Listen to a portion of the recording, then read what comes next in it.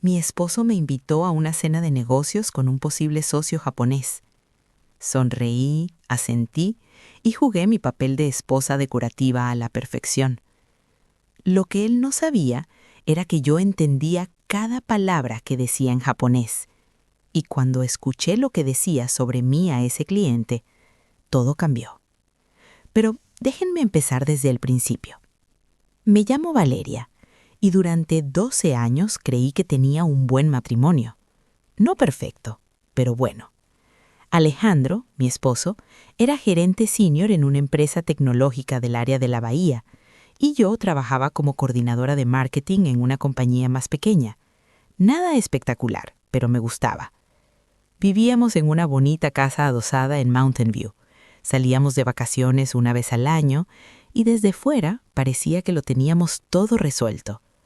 Pero en algún momento las cosas cambiaron.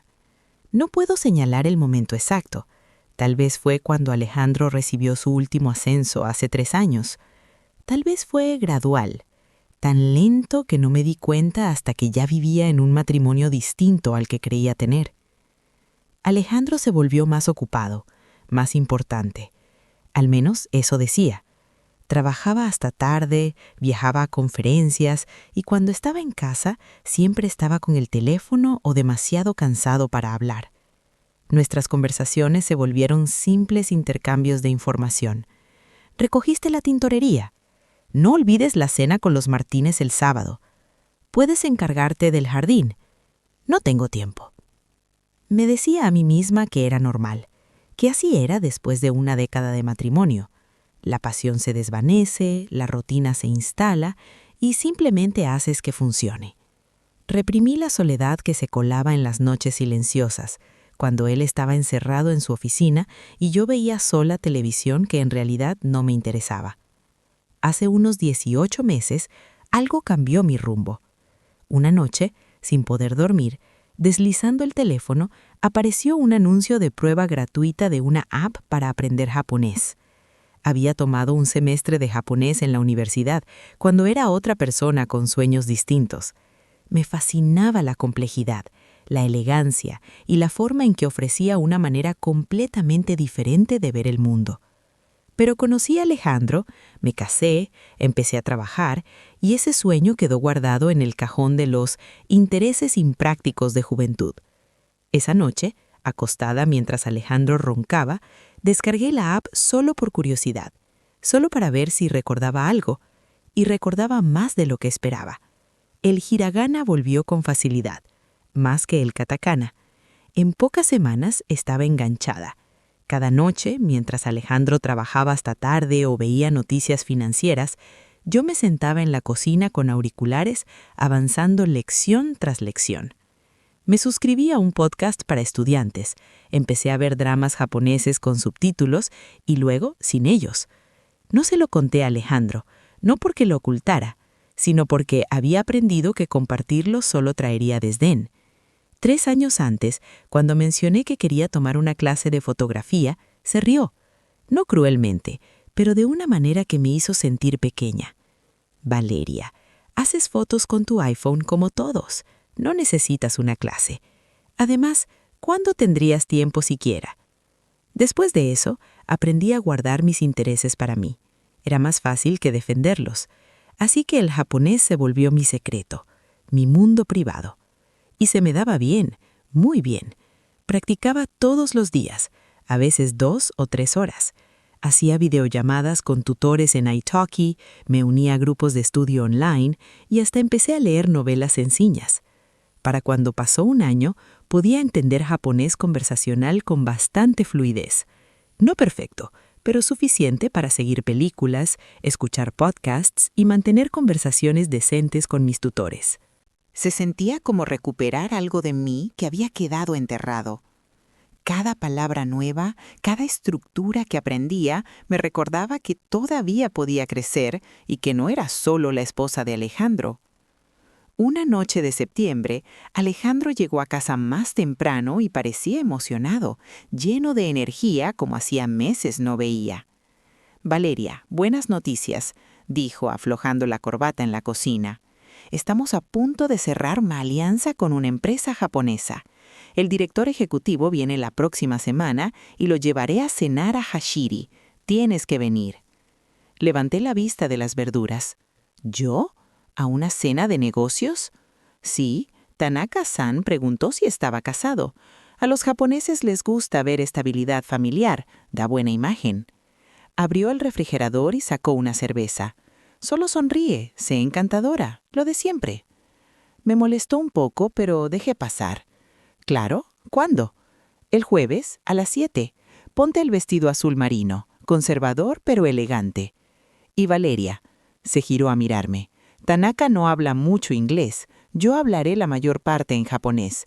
Probablemente te aburras, pero sonríe y aguanta. Mi corazón dio un salto. ¿Hablas japonés? Sí, con la oficina de Tokio. Es una de las razones por las que me consideran para vicepresidente. No muchos ejecutivos pueden negociar en japonés. No pensó preguntarme si yo lo hablaba. Para él, yo solo sonreía mientras los clientes hablaban. Volví a cortar verduras automáticamente. Suena maravilloso, cariño. Allí estaré. Cuando se fue, me quedé junto a la encimera, mente acelerada. Una oportunidad había caído en mi regazo, escuchar conversaciones que él creía privadas, cómo se presentaba y hablaba de nuestra vida. Parte de mí se sintió culpable, pero la que se sentía invisible quería saberlo. La semana se arrastró. Cada momento libre repasaba vocabulario de japonés empresarial y fórmulas de cortesía. No sabía qué esperaba oír. Tal vez nada. Tal vez era paranoia. Llegó el jueves. Me puse el vestido azul marino, tacones discretos y joyas sencillas. Me miré en el espejo. La esposa presentable que Alejandro quería frente a clientes. El restaurante estaba en San Francisco, moderno y caro, de esos con lista de espera de meses. Alejandro había usado la cuenta de la empresa para conseguir la reserva. Llegamos 15 minutos antes. Se revisó en la cámara del teléfono y acomodó la corbata. Ya perfecta. Recuerda, dijo al entrar, sé agradable. No intentes participar en la conversación de negocios. Si Tanaka-san te habla en inglés, responde breve. Queremos que esté concentrado en la alianza, no en charla trivial. Asentí, tragando un sabor amargo. Tanaka-san ya estaba sentado. Se levantó para saludarnos, un hombre de unos 50, gafas plateadas y traje impecable. Alejandro hizo una ligera reverencia y yo lo imité. Intercambiaron saludos en japonés, formales y corteses. Sonreí fingiendo estar perdida y me senté donde Alejandro apartó la silla para mí. La conversación comenzó en inglés, cortés y superficial. Tanaka-san elogió el restaurante, mencionó su hotel y preguntó si era nuestra primera vez recibiendo socios internacionales.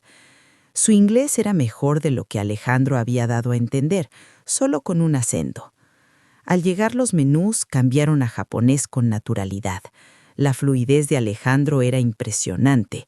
Hablaba seguro, cómodo, con soltura. Discutieron proyecciones, estrategias de mercado y detalles técnicos que entendía solo en parte. Yo bebía agua, sonreía de vez en cuando y cumplía mi papel.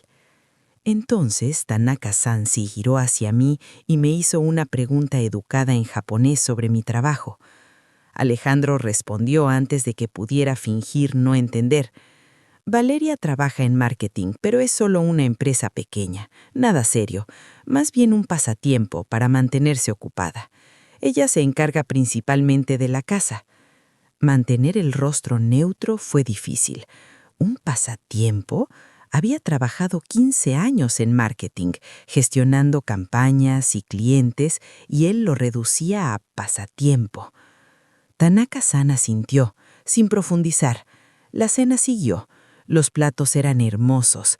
Comí despacio, escuchando de verdad. Alejandro en japonés era distinto, más agresivo, más fanfarrón. Exageraba su rol, se atribuía todo el mérito y se pintaba como pieza central del éxito. No era escandaloso, pero sí evidente. Luego la conversación cambió. Tanaka-san habló del equilibrio trabajo-vida y la importancia del apoyo familiar. Alejandro se rió, un sonido que me hizo encoger el estómago. Para ser sincero, dijo Alejandro en japonés con esa condescendencia despreocupada, mi esposa no entiende el mundo de los negocios. Está feliz con su vida sencilla. Yo tomo todas las decisiones importantes, finanzas y planificación de carrera. Ella está solo por apariencia, mantiene la casa en orden y se ve bien en eventos como este. Me viene perfecto, no tengo que lidiar con ambiciones que interfieran. Apreté el vaso de agua con tanta fuerza que pensé que se rompería. Tanaka-san hizo un sonido indefinido. Vi un destello de incomodidad en su rostro, pero no confrontó a Alejandro. Cambió ligeramente de tema, preguntando por los objetivos a largo plazo de mi esposo. El puesto de vicepresidente es prácticamente mío, y luego apunto al C-Suite en 5 años. He estado moviendo activos, abriendo cuentas offshore, planificación financiera inteligente. Si necesito mudarme o hacer cambios, no quiero estar atado a cuentas conjuntas, ni esperar que ella firme nada. La sangre se me heló. ¿Cuentas offshore? ¿Sin decirme nada? Me quedé sentada, sonriendo vacía, mientras él describía un futuro que no me incluía, o al menos donde yo no tendría acceso al dinero del matrimonio. Tanaka-san preguntó sobre el estrés del puesto. Alejandro se rió. Tengo mis desahogos. Hay alguien en finanzas, Natalia. Llevamos 6 meses viéndonos. Mi esposa no tiene ni idea. Me viene bien. Ella entiende mis ambiciones. También va a llegar lejos. Hablamos de estrategia, hacemos planes. Es refrescante después de llegar a casa con alguien que solo habla de cenas. Me quedé completamente inmóvil. El rostro rígido, por dentro rota en 1000 pedazos, pero años de aprender a ser pequeña y agradable me mantuvieron en la silla con sonrisa y manos controladas. Una aventura. Cuentas offshore. Reducirme a un objeto decorativo que mantiene la casa y se ve bien. Llamar a mi carrera un pasatiempo. 12 años de matrimonio, y así me veía él. Esto decía cuando creía que no podía entender. Tanaka-san estaba incómodo ahora, moviéndose y redirigiendo la conversación a temas neutrales. Demasiado educado para enfrentarlo, pero más corto y formal en sus respuestas. La cena terminó. Nos despedimos en el vestíbulo. Tanaka-san se inclinó ante mí. Fue un placer conocerla, señora Valeria. Le deseo lo mejor. Algo en sus ojos me hizo pensar que entendió más de lo que mostraba, que lo perturbó tanto como a mí. El regreso a casa fue silencioso. Alejandro tarareaba con la radio, satisfecho consigo mismo. «¿Eso salió bien?», dijo Alejandro. «Creo que vamos a cerrar el trato». Tanaka parecía impresionado.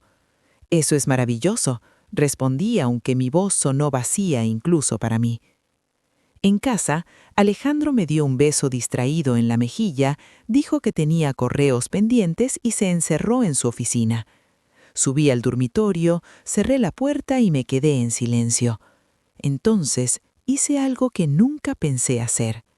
Llamé a Claudia. Claudia había sido mi mejor amiga en la universidad, antes de que la vida, la distancia y el desánimo constante de Alejandro hacia mis amistades nos separaran. Ahora era abogada de derecho familiar y se había divorciado 5 años atrás. Hacía poco nos habíamos reencontrado por redes, pero nunca le conté la verdad sobre mi vida. «¿Valeria?», contestó sorprendida. «Es tarde. ¿Todo bien?». «Necesito ayuda», dije con la voz quebrada. «Necesito una abogada». Hablamos casi 2 horas. Le conté todo: la cena, el japonés, las cuentas offshore, la aventura, años sintiéndome pequeña. Escuchó sin interrumpir. «Primero, respira», dijo al final. Lo hice. «Segundo, lo que está haciendo con esas cuentas puede ser ilegal. Ocultar bienes es fraude financiero. Podemos usarlo». «No tengo pruebas», dije. «Solo lo escuché». «¿Grabaste la cena?» «No». «Está bien. No lo enfrentes todavía. Sé estratégica.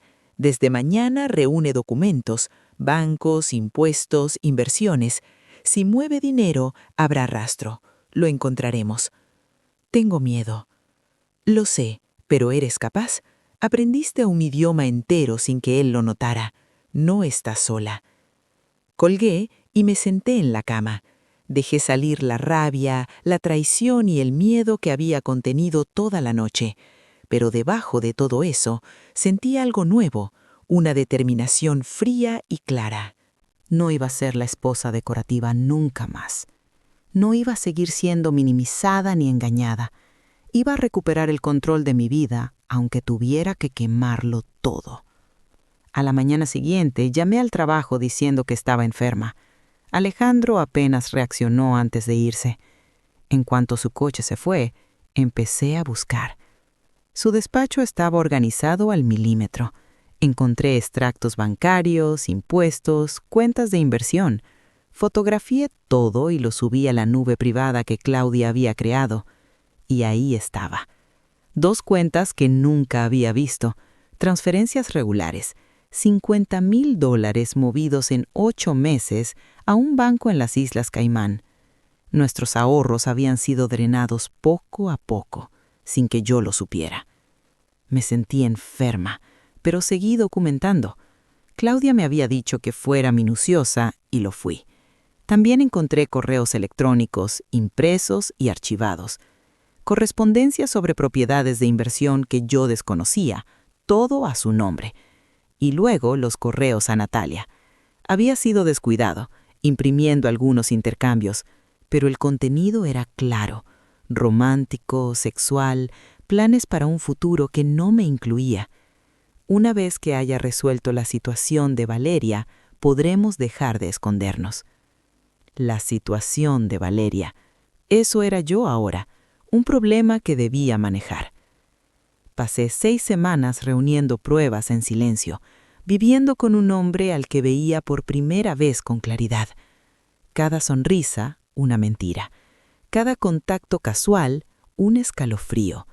Pero seguía actuando. Cocinaba, preguntaba por su día, fingía normalidad. Claudia construía el caso. Nos reuníamos 2 veces por semana en su despacho, revisando documentos y estrategia. Iba a presentar la demanda de divorcio y denunciar su mala conducta financiera ante el Comité de Ética. Las cuentas offshore violaban la política interna de la empresa. Podía perder no solo nuestro matrimonio, sino también su carrera. ¿Estás segura de llegar tan lejos?, me preguntó Claudia. Lo de la empresa será nuclear, lo perderá todo. Él ya planeaba dejarme sin nada, respondí. Lo dijo con sus palabras. Yo solo me adelanto. Decidimos actuar un viernes. El jueves por la tarde, Claudia presentó los papeles del divorcio. El viernes por la mañana, en lugar de ir a mi oficina, fui a la de Claudia. Recursos Humanos recibiría las pruebas a las 9 y a las 9:30 los papeles de divorcio le serían entregados a Alejandro. Me senté en la sala de reuniones de Claudia, café en mano, mirando el reloj. Teléfono apagado. No quería ver sus llamadas ni mensajes. A las 11, Claudia confirmó. Papeles entregados, pruebas recibidas. La empresa lo puso inmediatamente en licencia administrativa mientras investigaban. ¿Cómo te sientes?, preguntó Claudia. Aterrada, pero en paz. Esa noche me quedé en su casa. Había una habitación de invitados y me dijo que podía quedarme el tiempo que necesitara. Redactamos correos para mi trabajo explicando una licencia FMLA. Pedimos comida, bebimos vino y por primera vez en años respiré. Alejandro intentó llamarme 47 veces ese día. Dejó mensajes desde confusión hasta ira. No los escuché. Claudia los documentó para el caso. El sábado, escoltada por Claudia y un policía, volví a la casa a recoger mis cosas. Alejandro estaba allí, desaliñado, ojos rojos. «Valeria, por favor», empezó. Levanté la mano. «No, déjame explicar». ¿Explicar qué? ¿Que me fuiste infiel? ¿Que escondiste dinero? ¿Que dijiste que yo era demasiado simple para entender tu mundo? Escuché todo, Alejandro, cada palabra. Su rostro se quedó blanco. ¿Tú hablas japonés? Fluida desde hace más de un año.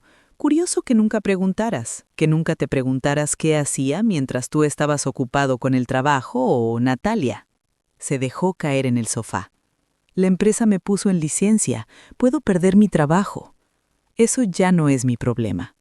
Empecé a subir las escaleras hacia nuestro dormitorio para empacar. Espera. Su voz sonaba desesperada. Podemos arreglar esto. Terapia, terminaré con Natalia, podemos superarlo. Lo miré de verdad, a este hombre con el que pasé 12 años, al que creí amar y que creí que me amaba. No quieres arreglar esto, quieres salvar tu carrera, tu imagen, tu dinero. No sientes que me dañaste, solo que te descubrieron. Eso no es verdad. En esa cena le dijiste a Tanata-san que yo estaba solo para dar buena imagen, que era demasiado simple, poco ambiciosa, básicamente una empleada doméstica que se ve bien en los eventos. ¿Recuerdas siquiera haberlo dicho? Su silencio lo dijo todo. Se acabó hacerme pequeña, Alejandro. Se acabó ser la esposa conveniente que no exige nada. Presenta tus contrademandas, pelea el divorcio si quieres, pero no ganarás, ni esconderás nuestros bienes. Pasé 2 horas empacando. No intentó detenerme, se quedó en el sofá mirando a la nada.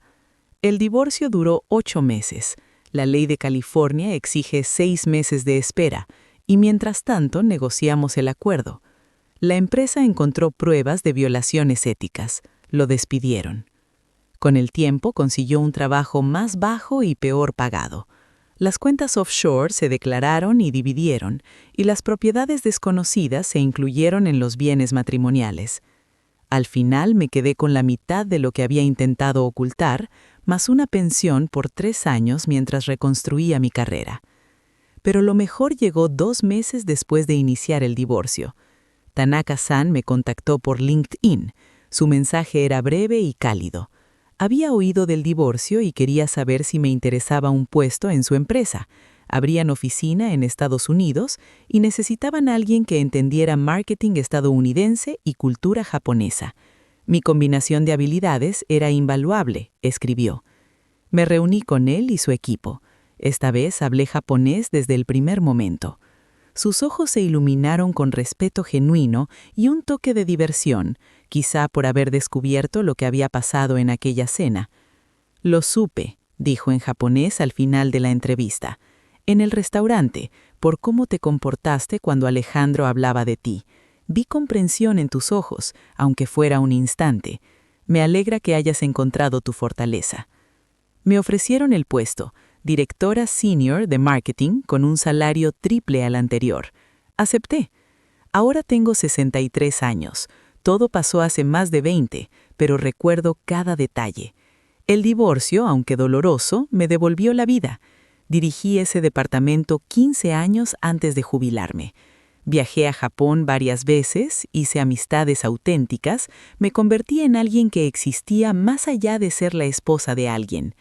Nunca volví a casarme. Tuve algunas relaciones, una seria de 5 años. Terminó de manera amistosa. Nunca más encogí mi mundo para encajar en la visión de otro. Alejandro me envió un correo 3 años después del divorcio, disculpándose y deseándome bien. Nunca respondí. Algunos capítulos no necesitan epílogos. Sigo estudiando japonés, ahora por placer. Leo, veo películas y doy clases a jóvenes que quieren aprender. El idioma que fue mi escape secreto se convirtió en mi salvación. Aquella cena en Hashiri fue la peor y la mejor noche de mi vida. La peor por las verdades que destrozaron mi realidad, la mejor porque me empujó a actuar y dejar de aceptar menos de lo que merecía. Si estás en un matrimonio donde te sientes invisible, menospreciado o pequeño, presta atención a esa sensación. Empieza, reúne pruebas, encuentra a Claudia, y cuando estés listo, recupera tu vida. No será fácil, dolerá, habrá noches de dudas, pero al otro lado del dolor hay una vida donde puedes ser tú, donde tu voz importa y no eres solo decorativo. Esa vida vale la pena luchar por ella.